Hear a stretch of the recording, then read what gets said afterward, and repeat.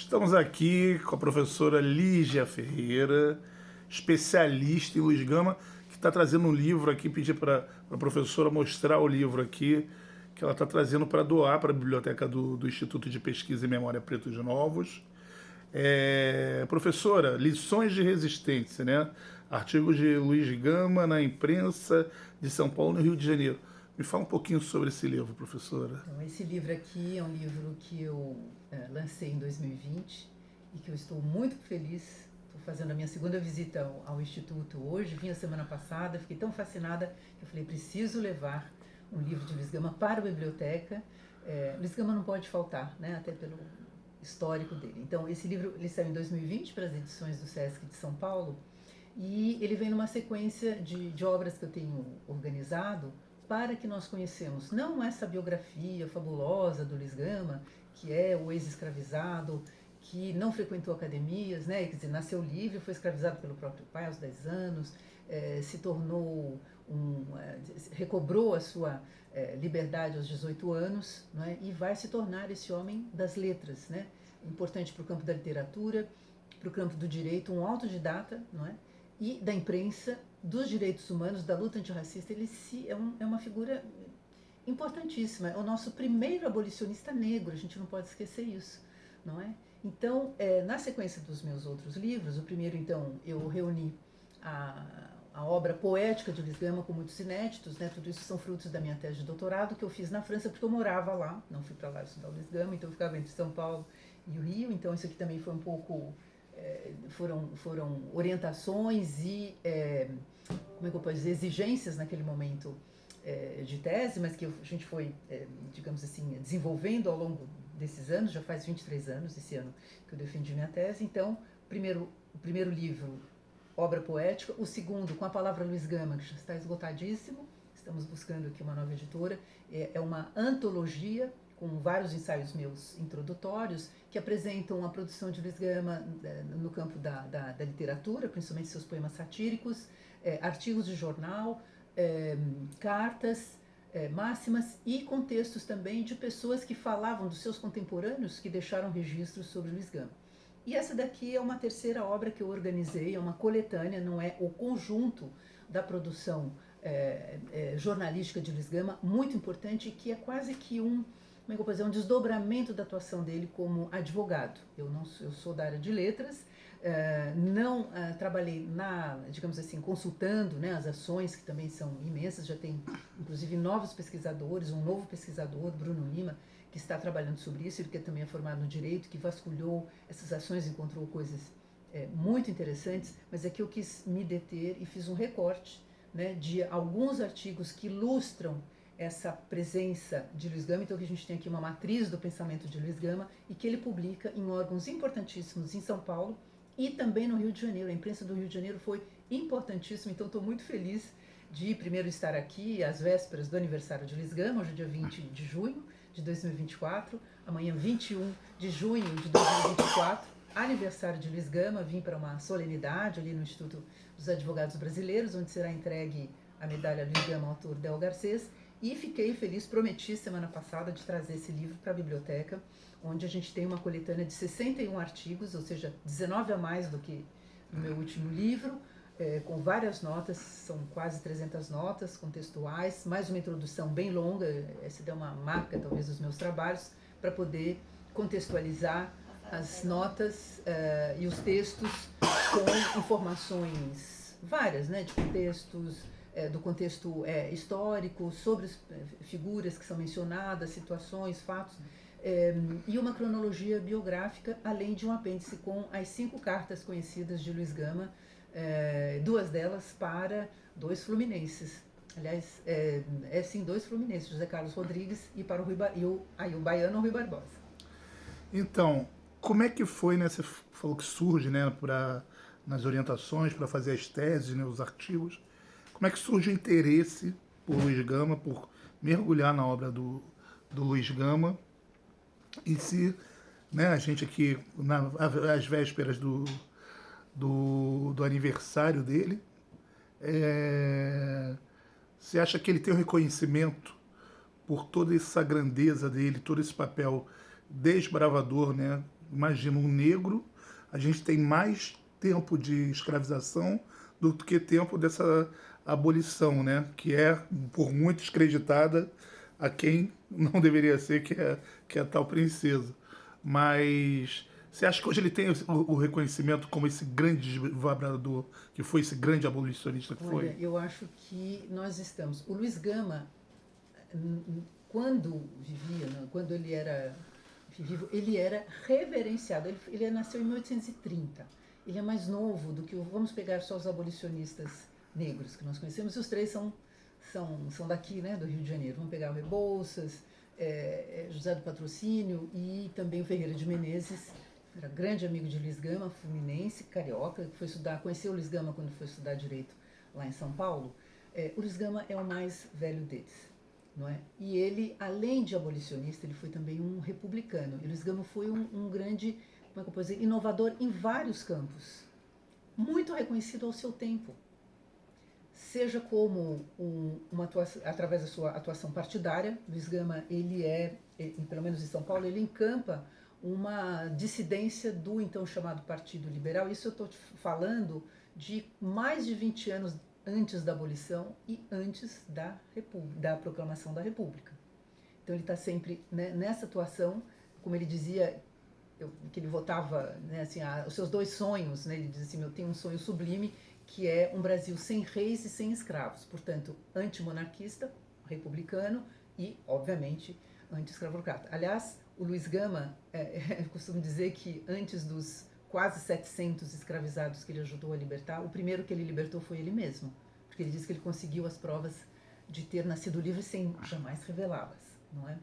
Então, ele tinha essa função e a gente vê até através de algumas ilustrações como Luiz Gama era percebido como uma liderança política, uma liderança, naquele momento era importante em São Paulo, não sei aqui no Rio de Janeiro, se na mesma, digamos assim, no mesmo grau, mas a maçonaria progressista de São Paulo, não é, que reuniu muitos anti-escravistas, muitos republicanos, que teve uma atuação muito importante. Luiz Gama, ele foi um líder também dentro deste grupo. Aliás, por coincidência, ontem eu recebi um convite para, em breve, fazer uma palestra na loja Luiz Gama, uma loja maçônica que foi fundada 12 anos depois do falecimento dele.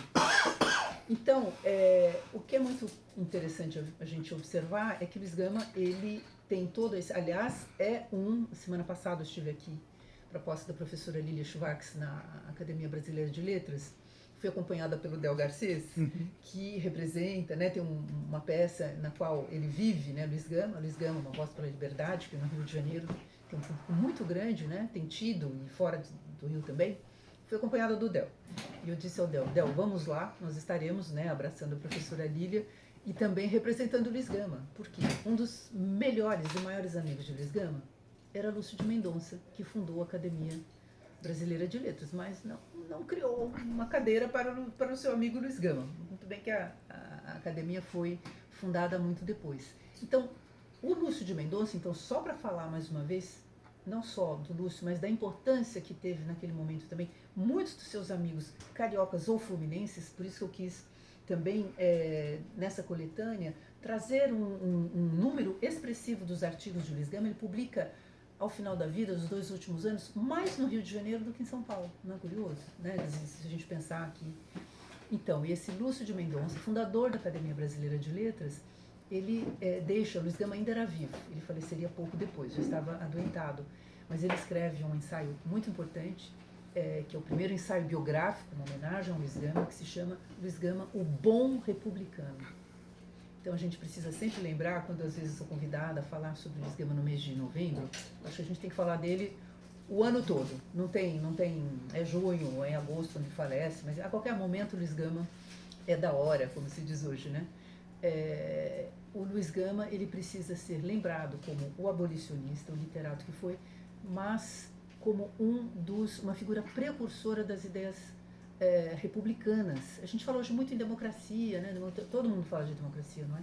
Nós estamos esquecendo o que é o pacto republicano, como viver juntos, né? Dentro da igualdade, da liberdade, da fraternidade, digamos, da solidariedade. A gente precisa agregar talvez novos valores, mas o Luiz Gama, ele era digamos assim, essa questão da igualdade, da liberdade, ele viveu a fundo, né? E ele se abraçou esses ideais, não é? E viveu, lutou por eles e por isso que ele é, digamos, hoje, para mim, um representante importante de todas essas lutas dos direitos humanos. Ele já foi reconhecido como advogado, como jornalista, já tem, inclusive, em São Paulo ele recebeu uma carteirinha simbólica da OAB como advogado, Doutor Gama, aliás é o título do filme, né, do Jefferson Day, que consultou muito os meus trabalhos, né, ele e os roteiristas, produtores, até os atores. Luiz Gama já recebeu também homenagens do Sindicato dos Jornalistas de São Paulo, tem até uma placa lá no sindicato em São Paulo, em homenagem ao Luiz Gama, reconhecendo ele como um patrono também, né, da imprensa. Ele teve um papel importantíssimo e agora a gente precisa, né, eu acho que celebrá-lo no Rio de Janeiro me deixa muito feliz, porque ele era absolutamente venerado pelos seus amigos do Rio, o grupo republicano, grupo de abolicionistas, mas principalmente os abolicionistas negros. Que importante agradecer, eu como jornalista, ter Luiz Gama como patrono, né? Eu, jornalista negro, a gente não tinha quase espaço na imprensa, né? Eram raros, né? A gente viveu durante muito tempo de Glória Maria, né? Como símbolo, né? o símbolo, E aí ter o Luiz Gama como esse precursor para a gente é uma honra. E a gente tem que militar para seguir esse legado que ele deixou. E esses escritos de Luiz Gama, se você me permite, então, do seu colega Luiz Gama, ele nos mostra como... Eu tenho uma apresentação muito longa aqui, porque a gente precisa contextualizar, né, esses textos. Então, isso daí é fruto de pesquisas, né, que eu realizei, muitas em arquivos físicos, outras na Hemeroteca Digital. Esse livro só não saiu antes também de quando ele sai, porque a Hemeroteca Digital da BN ela só foi disponibilizada ali em 2012, 2013. Facilita muita coisa, mas nem tudo está digitalizado. Então tem aqui alguns jornais onde eu levantei alguns artigos do Luiz Gama, eu fiz um recorte temático também, né? Então há temas onde ele discutia escravidão, liberdade, direitos humanos e imprensa, né? E as ideias republicanas, pra gente, porque ele fala de muitas outras coisas, né? Então, e o Luiz Gama também era muito noticiado, não é? Ele era muito noticiado, ele era um homem da mídia, né? Como eu disse, ele tinha uma voz, assim, tinha uma audiência. Luiz Gama ele era conferencista, né, lá em São Paulo, então ele sai na mídia, o pessoal fala, né, das conferências públicas republicanas, do Partido Radical, Liberal Radical, que é uma espécie de digamos assim, é uma linha que precede, né, a linha política que vai preceder o Partido Republicano. Então, o Luiz Gama, ele era uma figura midiática da mídia do seu tempo, mas através da palavra. Isso, como eu costumo dizer aos mais jovens, quando nos ouvem, ou às pessoas de hoje, é uma imprensa que não tem imagem. Então, ler Luiz Gama, escrever, ele é um escritor assim que não escreve. Ele é um escritor erudito, mas também muito... Ler o Luiz Gama é uma fruição assim, muito particular, porque ele é um comunicador. Então, agora é um comunicador inteligente. Ele tem uma linguagem. Eu disse recentemente, eu fui entrevistada no Canal Livre da Band News, é um programa que vocês podem, quem se interessar, podem procurar, que o Luiz Gama ele era uma figura, digamos assim, que comunicava através dos textos e que ele criava, as imagens eram criadas através das palavras, né? Então, isso é uma coisa muito interessante, por isso que eu acho que nos cursos de comunicação social, de jornalismo, além dos de história, direito e letras, o Luiz Gama tinha que ser usado como exemplo do que é esta comunicação. Saber comunicar e fazer com que o público consiga se colocar dentro, né, da história, do próprio contexto do próprio texto, né? Então, como eu digo, assim, a melhor homenagem que a gente pode prestar ao Luiz Gama é ler Luiz Gama. Vou ler mais, vou aprender mais aqui, aproveitar, já estou na fila da biblioteca para ler o seu livro. Muito obrigada, eu fico muito honrada, fiquei muito emocionada, né, de ter chegado ao Instituto de Pesquisas, dos Pretos Novos, Instituto dos Pretos Novos, onde também tem exposição da minha querida Instituto de Pesquisa e Memória Pretos Novos, né? Então, eu sempre tinha pesquisa em Tem Instituto pesquisa. de Pesquisa Pretos Novos. Então, pesquisa é onde a gente se sente bem. Exatamente. Não é? Tenho certeza que um dia virei também para isso. Fico feliz de ter conhecido vocês e agradeço muito a minha querida amiga Fátima Farcas, que está expondo aqui suas obras, né? Mas será o Benedito, né? Mas será o Benedito, e que sempre falou com muita emoção, com muita paixão no Instituto. Eu agradeço a ela e estou muito feliz. Eu espero que daqui para frente a gente se veja mais vezes. Vamos falar mais Pessoal, de Luiz Gama, né? E virtualmente, né? Possibilitar o... E o Luiz Gama que voltou, assim, se voltou não só para os escravizados de modo geral, mas ele, filho, né, de uma africana, que é a Luísa Maim, ele olhou com muita atenção para a situação dos africanos, né, que chegavam ao Brasil. Ele talvez tenha descido aqui perto do Valongo, porque ele foi escravizado na Bahia, né, quando ele foi vendido pelo pai aos 10 anos de idade. Então ele entra no navio negreiro, que aporta primeiro no Rio de Janeiro. Ele passa aqui, acho que um período, acho que cerca de 1 mês ou 2, não é? Antes de continuar, né? Então ele passa para o mercado, ele poderia ter ficado por aqui, mas teríamos nos perdido, né? De Luiz Gama. O destino programou outra coisa para ele. Mas depois ele segue para o grande, digamos assim, bastião negreiro, que era São Paulo, né? Então vai para São Paulo, então desembarca em Santos. A gente vê isso muito no filme, né? Do Jefferson D, né? Aquela subida pela Serra do Mar, a pé. Vai até o mercado de escravos do interior, mas não é comprado. Imagina, um moleque, né? Moleque de 10 anos, e não foi comprado porque era baiano. Então, baiano já tinha uma péssima fama naquele momento, por conta das revoltas, a revolta dos malês, e outras revoltas, não foi a única, né? Ainda né, dava essa marca de que, gente, que os baianos vão causar problema. Que não eram submissos, né? Não é que eram submissos. Daí pega, volta e vai, por sorte, parar em São Paulo, onde ele então vai cumprir essa carreira, esse destino, que é exemplar, não é só no Brasil. Eu acho que é preciso dizer que o Luiz Gama, ele é uma figura importantíssima para a afrodiáspora. Nós temos aqui o Luiz Gama, como os Estados Unidos tem o Frederick Douglass, mas eu acho que a gente colocar os dois juntos, nós temos duas figuras da mesma estatura. E eu aqui, né, também vou puxar a sardinha para o meu querido Luiz Gama. Como eu disse, o Luiz Gama, ele referiu-se mais de uma vez nos seus textos, você vai ver, ao sonho que ele tinha, né, aos seus sonhos do Brasil que ele queria. Então, eu costumo sempre dizer o seguinte, que 100 anos antes do Martin Luther King, aliás, foi uma das coisas que eu disse no programa, Canal Livre, nós tivemos o Luiz Gama, que também teve um sonho. E os textos do Luiz Gama, quer dizer, são vários os textos do Dr. King, né? Que também era advogado de formação, vocês viram, a gente sabe, né, a campanha dele. Mas aquele discurso dele, eu tenho um sonho, I have a dream, ele é considerado, eu fiquei muito emocionada quando eu soube disso, que ele é considerado um dos textos mais belos e importantes da língua inglesa.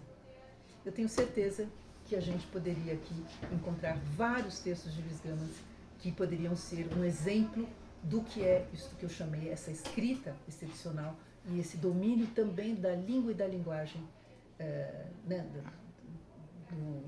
da língua portuguesa. Então é isso.